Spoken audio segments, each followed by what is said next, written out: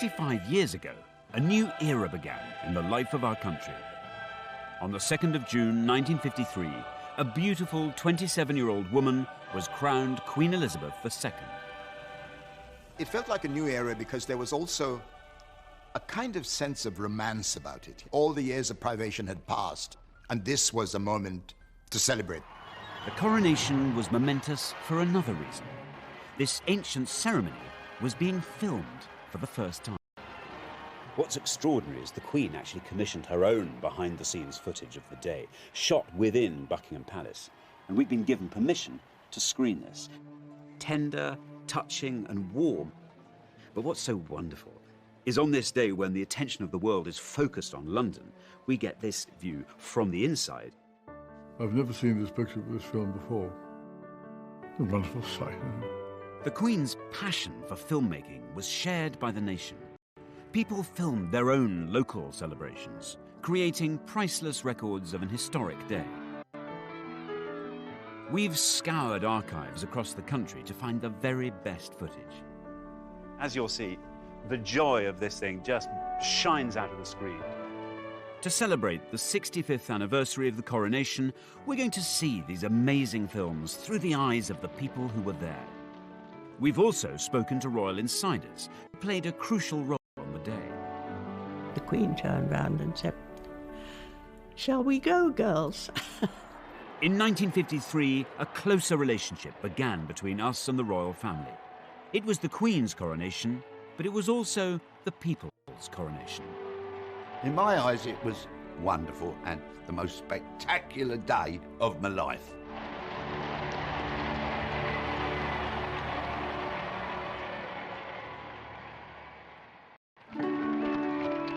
The coronation of Queen Elizabeth II was a day of national celebration, a moment of glorious technicolor after the dark days of the Second World War.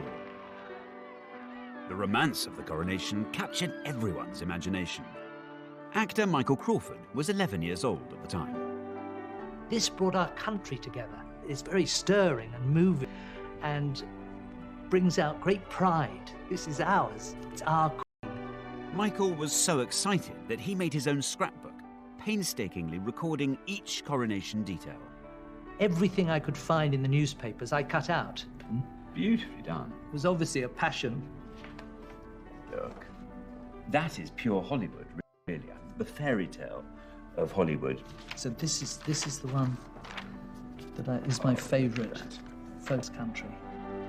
But this moment of national euphoria followed a moment of profound national sorrow. The heart of the nation stops. The flags lower in tribute as the news spreads. The King dead. King George VI's unexpected death, at the age of only 56, sent shockwaves across Britain and the Commonwealth. The news was greeted with dismay, as far away as Trinidad in the Caribbean, where broadcaster Trevor MacDonald grew up. I remember the day the King died, and it was announced in a fairly kind of solemn but abrupt way. And that was the end of the day. And I don't remember how many days we were off school, but that was a moment of great, great, great sadness. Britain and its Commonwealth were in mourning, but few felt the loss more keenly than Princess Elizabeth. She'd always been devoted to her father. The King is laid to rest, and the majesty of death ends with a family beginning its life anew. A young queen takes over the burden of monarchy. At the age of only 25, Elizabeth had to cope with new responsibilities. God save the Queen. There was this young English princess who was taking on what everybody thought was the enormous task of being Queen of England and also of the Commonwealth. And that struck a deep, deep chord with people. Everyone wanted a sunny day for the coronation, and after consulting meteorologists, it was decided that June the 2nd, 1953, was the best bet. As soon as the date was announced, coronation fever began to grip the country. Actress Alison Steadman was 6 years old at the time. I grew up in Anfield, in Liverpool. It was a small house, but we had 3 bedrooms, little garden at the back where my dad grew vegetables and rhubarb. There was still rationing when I was a child. There was a lot of bomb sites. The build-up to the coronation was so exciting. I probably would say it was one of the happiest periods of my childhood. Excitement was also sky high in Bethnal Green in London's East End, where entertainer Len Goodman lived with his family. Back then, they didn't make such a hullabaloo about things, but everywhere there was this buzz of excitement, of anticipation. The Queen's coronation was a big deal. Organisers had 16 months to prepare for the coronation. It was a challenge. Post-war London was littered with bomb sites. Materials planned. Models were built to show how the Gold State coach would travel from Buckingham Palace to Westminster Abbey. English monarchs had been crowned here since 1066. The Abbey normally held 3,000 people. This time, it would have to accommodate 8,000 guests. At the beginning of 1953, in fact, literally on the 1st of January, Westminster Abbey closed its doors to visitors so that it could transform itself, the greatest transformation in its history. Railway tracks were laid down here so that materials and supplies could be whisked into the Abbey. And bit by bit, scaffolding grew up these pillars here.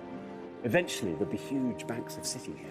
But interestingly, of the whole area of the Abbey, all attention was actually focused on this tiny area here, the intense, sacred focal point of the coronation itself. This is where the coronation chair sat, facing the altar. The coronation was an ancient religious ceremony. How much of it people should see was a big issue for everyone involved, especially for the people at the heart of the ceremony, like the Queen's maids of honour.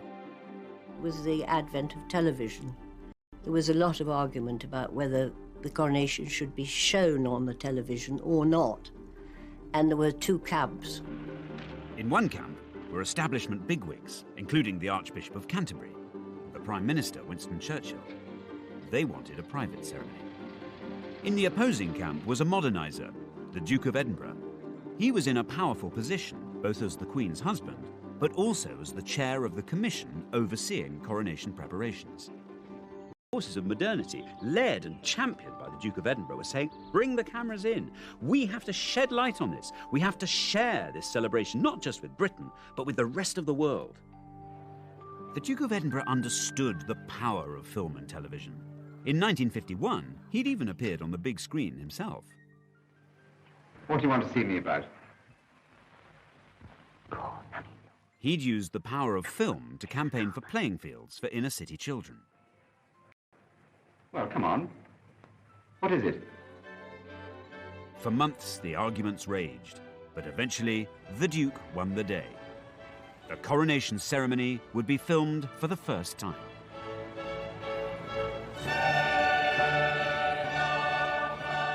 It was nothing less than a royal revolution.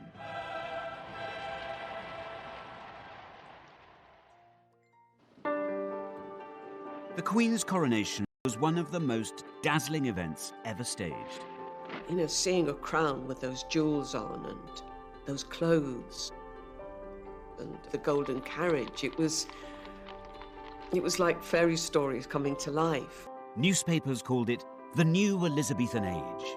We were looking to the future. We had this, lovely princess who was now becoming a queen. So life was going to be good. This new age would start with a burst of pageantry. Each detail was painstakingly rehearsed.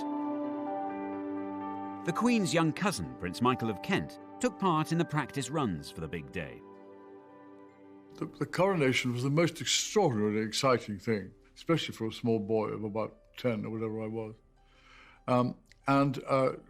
When we all knew the coronation was going to take place, I was at prep school in those days, and we talked about the coronagas and how splendid it was and what fun it was. The rehearsals were splendid because I had to walk, as did most of my family, the whole length of Westminster Abbey to get to our pews. And of course, to start with, the rehearsals were in ordinary clothes. And then as you got nearer to the day, you found yourself in all your finery. Now, I had a very, very smart kilt outfit. Rehearsals were daunting, especially now the ceremony was being filmed. It was particularly nerve-wracking for the 6 young women who'd been chosen to accompany the Queen, her maids of honour.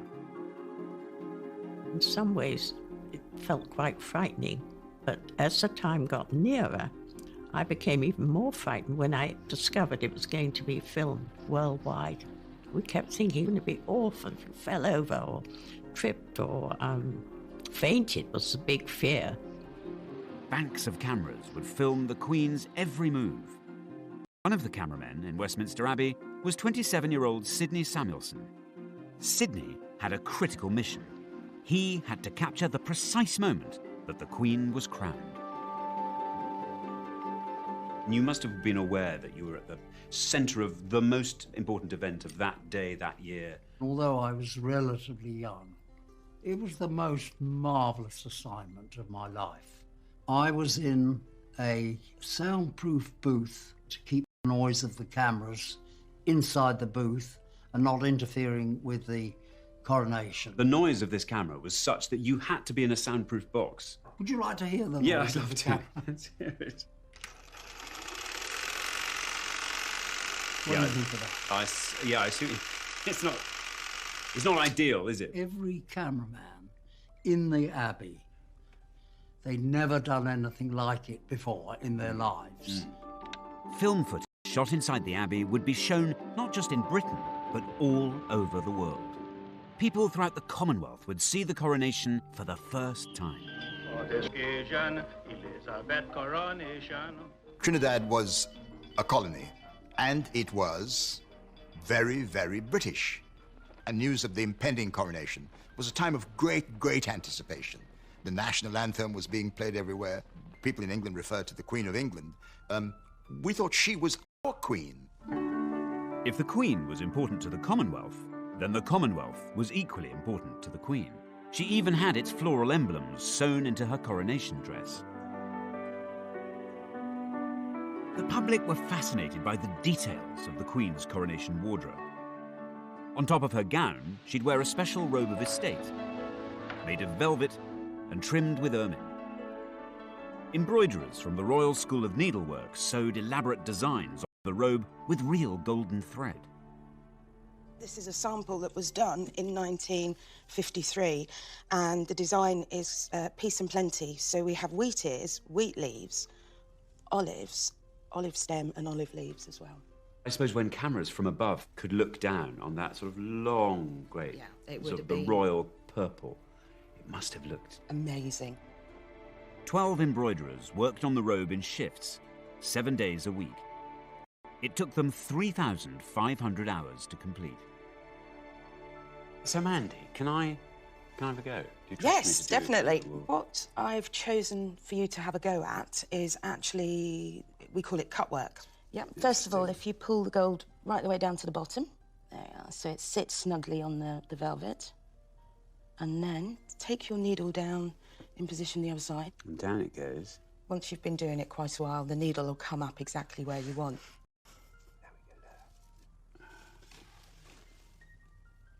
I'm not going to pretend I'm not thrilled with that, Mandy. It was good, actually. Yeah, you got it in the right place first time.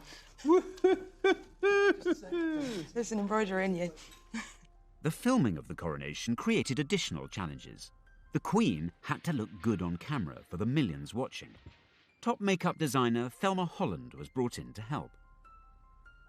My mother had to get samples of the red robe that the Queen was going to wear on her way to the Abbey and the purple robe of estate that she was going to wear after the coronation, and produce the makeup and, much more important than anything else, the lipstick that she was going to wear, which would clash with neither and match both. Too dark and she would have looked almost ghoulish, too red and it would then have clashed with the purple coronation robe after the event. So it had to be, it was a very, very fine balance. And this was the famous sample from the robe makers. It's with the cosmetic chemist to find exactly the right tone, but I think she did a good job. And if you look at the colour films of the time, there doesn't appear to be a clash. Most people would be watching not in glorious Technicolor, but in grainy black and white. In the 14 months leading up to the coronation, the number of TV licenses rocketed by 1 million. The age of mass television dawn. We were the only home in the street that had a television. It was purchased specially for the coronation. I think it was a 14-inch. And it had two knobs. One was the off and on, and I don't think we ever discovered what the other knob was for. It was, oh no, don't touch that knob. Don't touch that.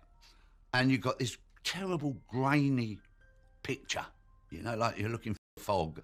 There's nothing now that's a gadget or whatever that would equal the excitement of this television coming in to our house. Other newfangled devices were capturing the imagination.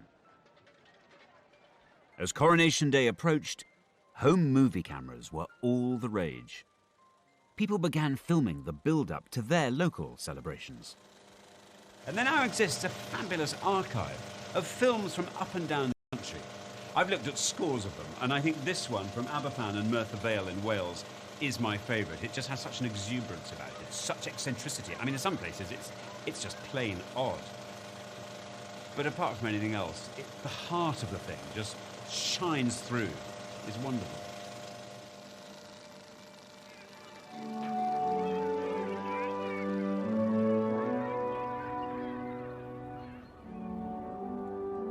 The Welsh mining village of Aberfan has had more than its fair share of tragedy. In 1966, the village suffered a terrible disaster when a primary school was engulfed by a huge landslide. More than 100 children died.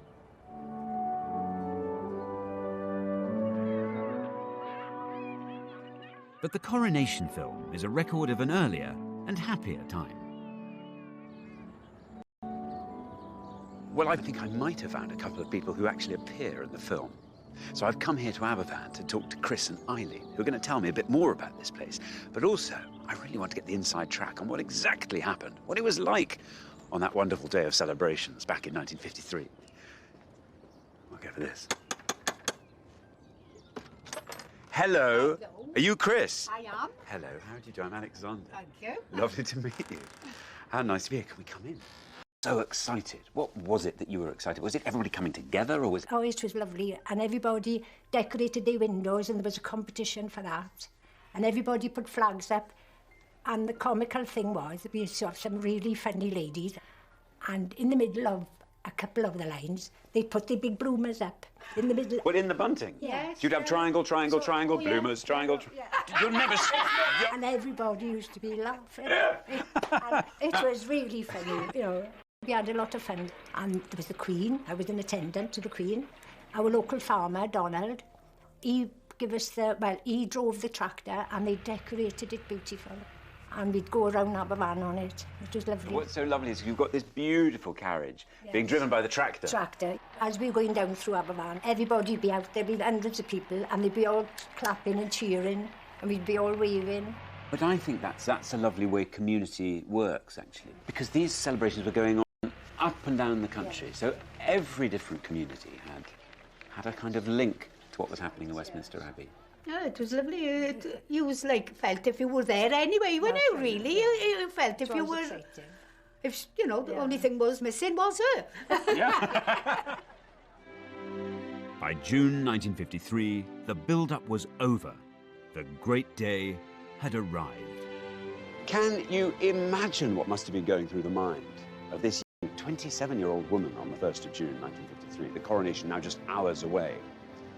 Because behind all the pomp and the pageantry was a very simple, very solemn ritual that would be enacted. It would mean that the young woman who walked into the Abbey behind me would then emerge as Queen Elizabeth, forsaking normal family life with her 2 young children, a young husband, and dedicating herself to country and Commonwealth. And as if that weren't enough, doing it in the most visible and public way imaginable. Millions waited with bated breath for a day of pageantry, the like of which the world had never seen. Just like Christmas, but more so, really. This is mega. This is everyone.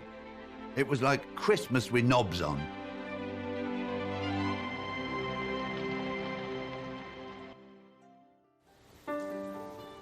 The 2nd of June 1953, Coronation Day, had arrived. But not for the first time, or the last, the weather forecasters had got it wrong. Well, wouldn't you know it, the 2nd of June 1953 dawned chilly and wet, but that was never going to dampen the spirits of the 30,000 people who'd camped out throughout the night in order to catch a glimpse of the Queen the next day. And then throughout the morning, hundreds of thousands of others flooded into London, because by mid-morning there were 3 million kings and presidents and prime ministers from around the world had all come, all in their robes of office and their finery. 750 broadcasters were broadcasting in 39 languages to take this event global. For millions of children, the countdown was over. From the moment I woke in the morning, it was exciting. It was like, oh, hurry up, hurry up, hurry up. You know, we want the party, we want the games, you know, we want to watch it on television. One group of children had an extra reason to feel excited. Choristers from St. Paul's Cathedral were singing in the coronation service. The boys would be in the Abbey for 7 long hours, with no chance even to nip to the loo. We were given sandwiches, and they were peanut butter and marmalade in the same sandwich. So hang on, and these were partly to keep your pangs of hunger at bay, and also somehow to blot you up. Well, mind you, we did have cast iron bladders in those days, I think. I'm certain you did. Scaffolding pipes came in very handy with our feeding, because, of course, we had banana skins. Of course, you just feed them down. We just dropped them down the scaffolding. You didn't. Yes, we did. God. Yes, even you. And he was meant to be head boy, I'll have you know. The coronation was now only a few hours away. In Buckingham Palace, the Queen was making her final preparations. Royal makeup designer Thelma Holland was with her in the palace. The Queen said to her, "It's such an important occasion for me that I would rather that the least number of people should be fussing around me before I go off to the Abbey. Do you think I'm capable of doing my own makeup?" And my mother said to her, "Yes, ma'am, I'm sure you're perfectly capable of doing it." And the Queen then said to her, "I would like you to be here just in case." She did her own makeup for the coronation. I think it was such a momentous occasion for, what after all was a young woman. And I think the idea that she had a moment to her on her own would have been extremely important to her. By 9 o'clock, coaches were assembling at Buckingham Palace to take the great and the good to Westminster Abbey, including Prime Minister Winston Churchill. These behind-the-scenes moments are captured in a film which the Queen herself had commissioned to mark this historic day.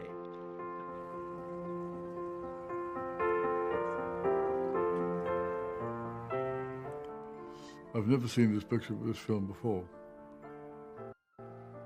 From our point of view, it was a wonderful opportunity to have a very large assembly. My mother, Princess Marina, and my sister, Princess Alexandra, and we're all making our way towards the carriage. And my brother, the Duke of Kent, on the left there. All 4 of us were in a carriage, which was rather nice. There was an enormous crowd, and they had periscopes, a lot of them, which were strange-looking devices, where you looked through a viewer, and you then went up, and there were just 2 mirrors, one there and one there, and over the heads of the people in front of you, and see what was going on. And so you had a forest of these rather strange-looking things, which were sticking out from the crowd. 3 million spectators lined the coronation route. In the crowd was actor Michael Crawford, who was 11 years old at the time. Huge numbers of people. Yes. Do you remember? Where did you watch the... We went to the Mall. Oh, you were there? Yes, just here.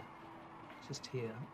At the foot of these steps on the Mall? Yeah. And you see thousands of soldiers, and it's the pageantry and the uniforms, the regalia, the noise of horses walking by, and people's kindness of helping kids to see. Policemen were lifting them up and holding people, and there was this extraordinary spirit. As throngs of people on the streets of London strained for their first view of the Queen, millions more gathered in living rooms to watch the greatest live broadcast ever seen. All the kids were sitting on the floor. Then My nan and all those oldie ones, they were in chairs, sitting round. All the mums and the dads were standing there. There was people looking through the doorway. So, to millions of viewers in Great Britain and Western Europe came pictures of a ceremony and a scene which they will never forget.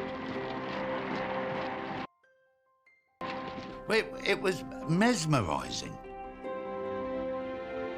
With Prince Philip, a great deal of hustle and bustle and fiddling around and making sure things were put on the right way round. You can imagine the build-up and the excitement. I remember how glamorous the Queen looked, this radiant figure. The Queen travelled to Westminster Abbey in the Gold State Coach.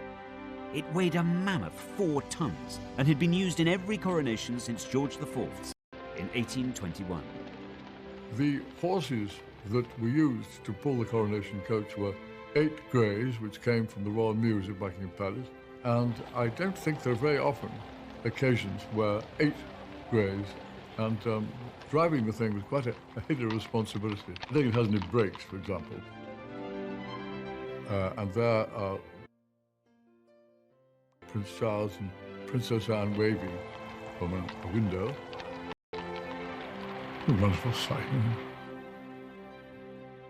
And of course, my granddad, who was a bit of a lad, he would be doing a running commentary. He'd be giving us all the old, of course, the coach would go.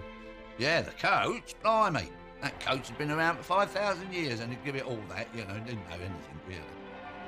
And he'd have a bottle of beer, Crown Ale. The coach, which through the centuries has borne 6 monarchs to their coronations, has never carried one more fitted for the tasks of sovereignty than she who now is to be crowned. Waiting at the entrance to Westminster Abbey were the 6 young women who had helped carry the Queen's coronation robes, the Maids of Honour. I was one of the ones to take her out of the carriage when she got to the Abbey, and she didn't appear to be in the least bit worried. The Queen turned round and said, "Shall we go, girls?"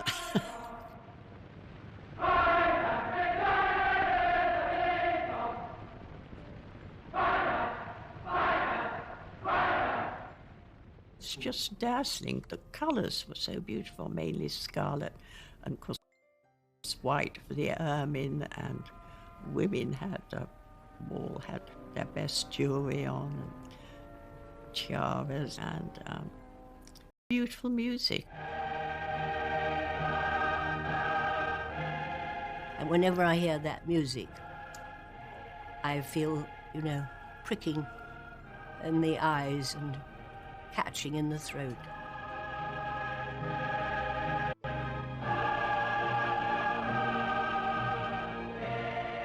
The only time we were separated was when she was anointed. She went and sat alone in the chair.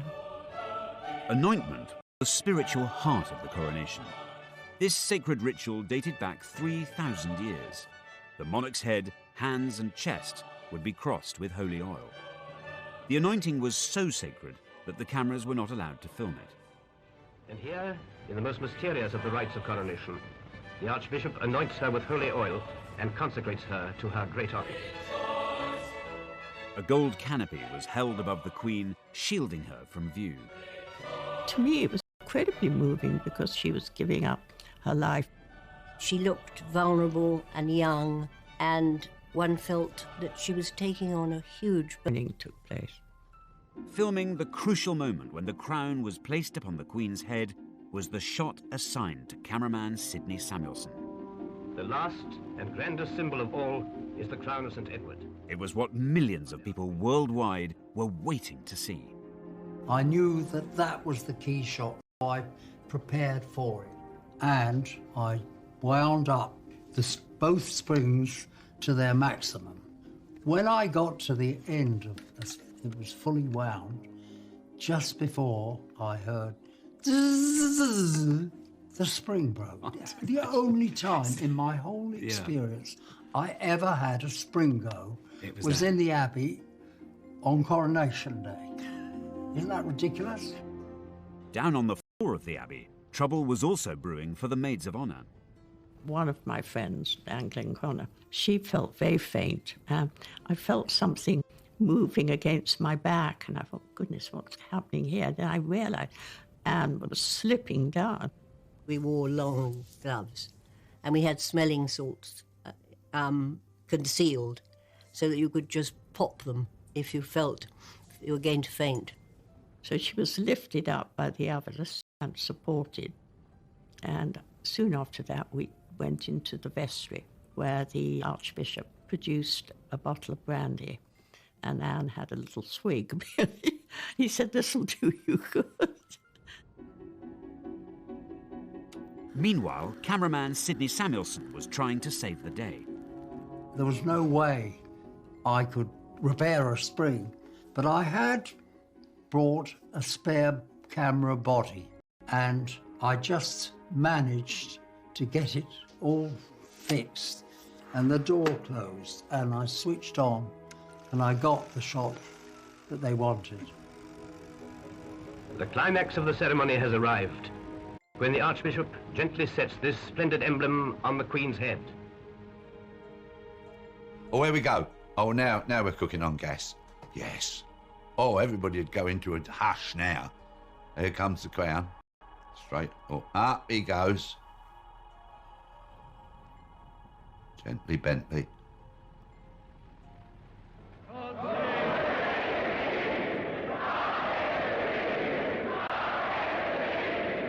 And the trumpets sound.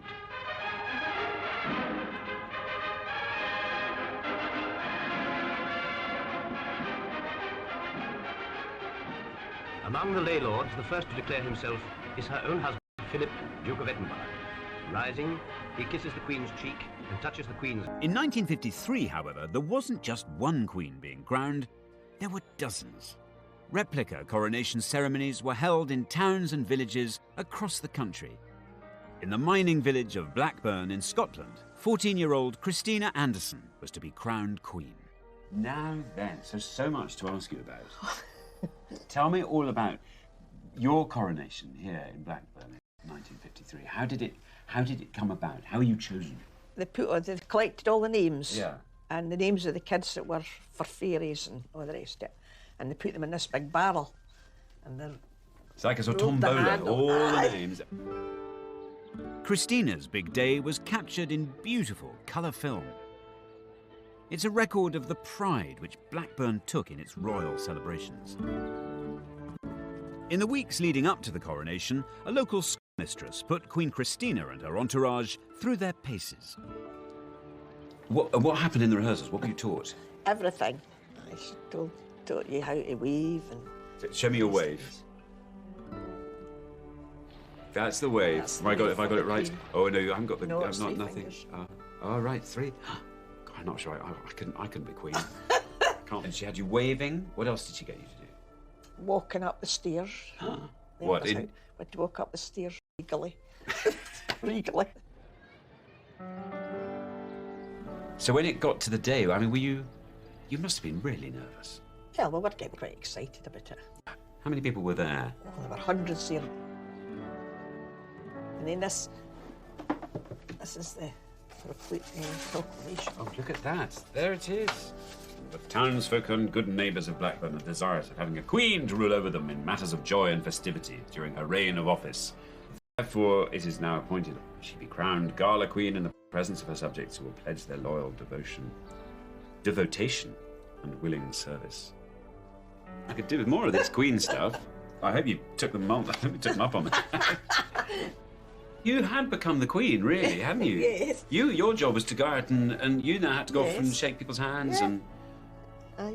You're the Queen for a day. Blackburn's film shows how local communities shared in the national celebrations hundreds of miles away in London. The televising of the coronation helped to forge a new and closer relationship between the Queen and her people. I think us all sitting there and talking about it made you feel more a part of the whole thing. But to all intents and purposes, I know we're sitting in E3, but we're With the official coronation over, Britain was about to have the most almighty celebration.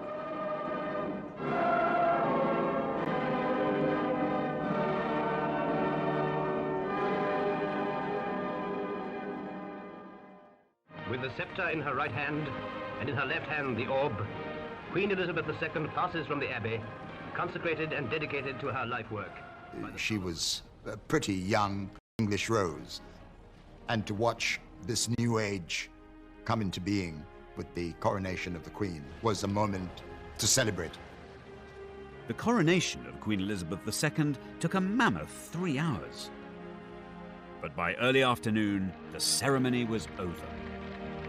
Carriage procession coming back into the quadrangle of Buckingham Palace. Now here, a lot of my family are coming along, and then I'm standing on the right. It was a wonderful day and a wonderful occasion, and amazing to think we're here all these years later. You think to herself, well, that's a job well done. She had every right to think that because she had done a wonderful job. And there was a moment where she takes off the crown, which was room, saw it lying there, and tried to pick it up. Luckily, a lady in waiting swiftly moved in, took it away from him, put it higher up, because he could easily have dropped it. Now, to delight the thousands below, the Queen and her family step onto the balcony. And we went out on the balcony, and the cheering, I've never forgotten that. That was extraordinary.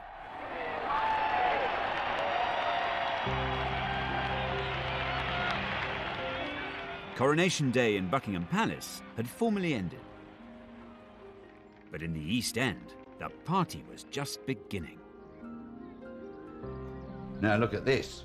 Hey, hey? Look at this. Elizabeth R, 1953. That is the photograph of the kids in Bethnal Green, just before we get sat down to the banquet. There's me, little Lenny boy, and the rest are just the street kids of our street. Prime Minister Winston Churchill had lifted sweet rationing in time for the coronation, so children could tuck in to a sugary feast. We all had to sit down and then sang God Save the Queen, and then off we went with the food. And course after course. It was, honestly, it was like a tasting menu. Oh, salmon, sat up, yeah. Salmon sandwiches, how posh. Gorgeous. Coronation Day was drawing to a close in Britain, but on the other side of the Atlantic, and warmed up and waiting for a 5-hour transatlantic dash. Film footage of the ceremony had been flown at breakneck speed to the US. 85 million Americans tuned in to watch the Queen being crowned. The coronation had become the world's first global event, enjoyed everywhere and preserved on film for all time. But it's back home where the memories of Coronation Day remain strongest. So tonight I'm staging my own world premiere. I'm showing the 1953 Aberfan coronation film so villagers can see it and enjoy it for the first time. Hi there. How you doing? Welcome. Ah, and here's Mary. I'm not here. I'm here. Well, ladies and gentlemen, we've got such a treat for you. I don't know how many of you, if any of you, have seen this before, but this is a film that was shot here, right here in Aberfan, on the 2nd of June in 1953. As you'll see, the joy of this thing just shines out of the screen. Anyway, enjoy it, and I'll speak to you all at the end, but thank you again so much for coming. Oh, there's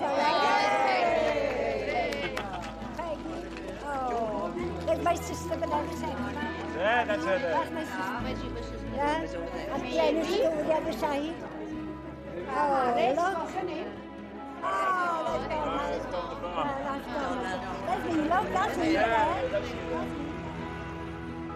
The party that took place here in Aberfan was mirrored in communities across the UK. From Brighton to Blackburn, from Leicester to London, the whole nation joined in. There are over 100 films of local coronation celebrations filmed in every corner of the UK. Taken together, they're a shared record of a unique day.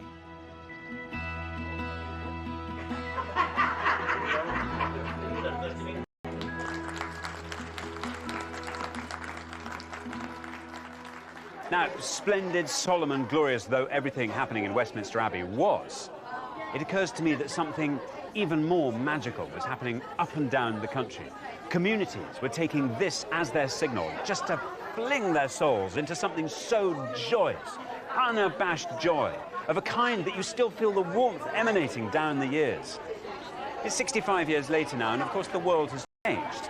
But one thing I've found up in Blackburn, here in Aberfan, is that that strong sense of community that was brought alive by events such as the Coronation is still alive and strong, and that is surely something to celebrate.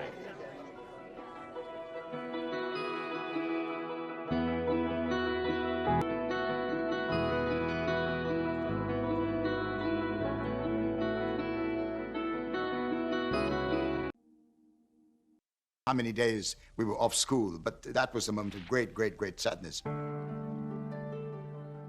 Britain and its Commonwealth were in mourning, but few felt the loss more keenly than Princess Elizabeth. She'd always been devoted to her father. The king is laid to rest, and the majesty of death ends with a family beginning its life anew. A young queen takes over the burden of monarchy. At the age of only 25, Elizabeth had to cope with new responsibilities. God save the Queen. There was this young English princess who was taking on what everybody thought was the